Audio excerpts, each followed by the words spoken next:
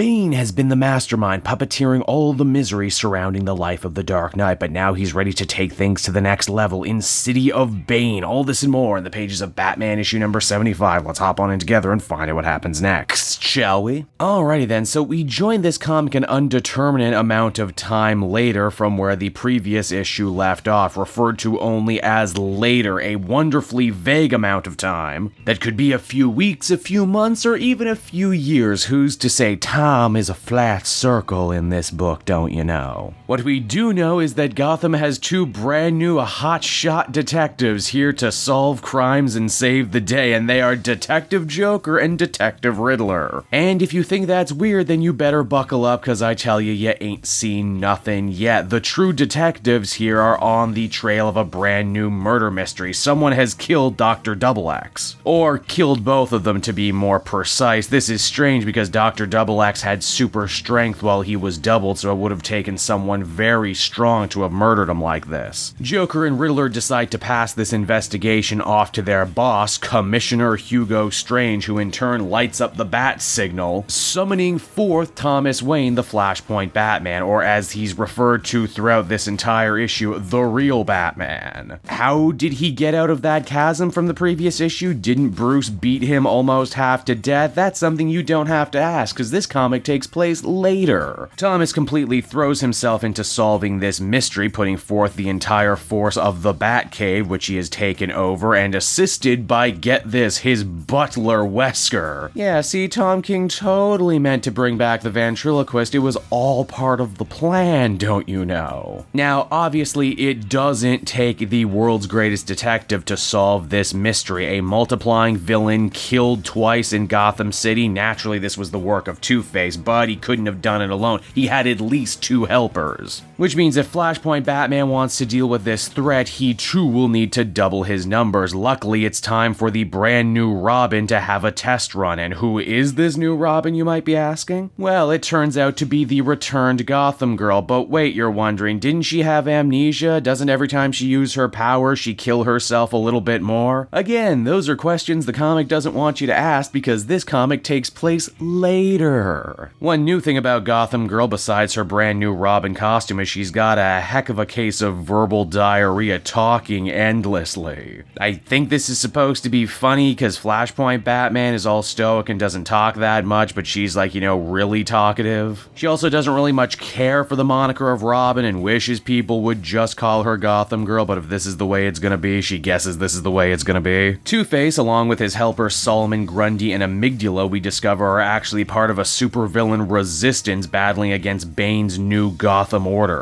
Why, even Harvey refers to Bruce as the fake Batman, which, man, you know what, considering how he's been written up until now, I wish that Bruce is ultimately going to be revealed to be the fake Batman. Two-Face gets himself carted off to Arkham Asylum, and we get a better understanding of how exactly Bane was able to instill all this change in Gotham City. Turns out he still has control over the Psycho Pirate, who is able to use his abilities to rewrite the minds of people he's taken hostage, essentially forcing them to love Bane and love the new way things are being run in the city right now. Why doesn't Bane use this ability on everyone, not just the villains? Well, we'll talk about that later, and for once I actually do mean later on. Now you might be asking yourself, where is Bruce in all of this? Did he ever escape the cave from the previous issue? Well, he did, and when we find him again, he's trekking around the Himalayas. He's looking for one of his old ninja masters, but sadly the old dude has up and croaked. That tends to happen to old ninja masters. Bane, it would seem, has also put out a massive bounty on Bruce's head for his return to Gotham City, one that the Magpie, yet another deep-cut supervillain, hopes to claim. Poor Bruce ends up getting jumped, stripped, and left in the snow to die, and he would have too were it not for the late appearance of Catwoman. Yes, that's right, Bat and Cat have reunited, everybody. And hey, did they meet on the street or did they meet on a boat? Don't you love that back and forth? Well, that's back too as the comic ends. And so that was Batman issue number 75, everybody, and stop me if you've heard this one before, because I feel I might be sounding like a broken record. This is a really cool premise for a Batman story, but given Tom King's track record, I worry he won't drop the ball by the time this is all over. This is also the beginning of the end for Tom King, as City of Bane will ultimately be his final arc once it's all said and done. And you know what? For what it's worth, having to work against the clock, I think has actually improved Tom King as a writer, because he has to hurry and get to the damn point. There was actual questions and answers here. How did Bane take over the city? Why are the villains who don't normally work together working for him? Oh, the Psycho Pirate, that's why. Cool, you set up the Psycho Pirate earlier and now it's paying off. Why don't the Justice League or other members of the Bat family try and rescue Gotham from Bane's control? Oh, because Alfred is being held hostage. Fair enough. This is also taking place during the events of Year of the Villain, and Apex Lex is totally aware of what Bane is doing and also understands why he can't come join the Legion of Doom. That last bit feels a little tacked on, but I guess I would prefer a lazy answer to no answer at all. Real special credit must be given to the art team on this one. Gerards, Daniel, and everyone else do an absolutely amazing job imagining Gotham City's police force as staffed by Batman villains. It's really cool images. I just hope the rest of the story can live up to the premise alone, even though I've been burned before wishing for that sort of thing. Ultimately, I'd give this one a 6.5 out of 10. Here's hoping they can keep the momentum.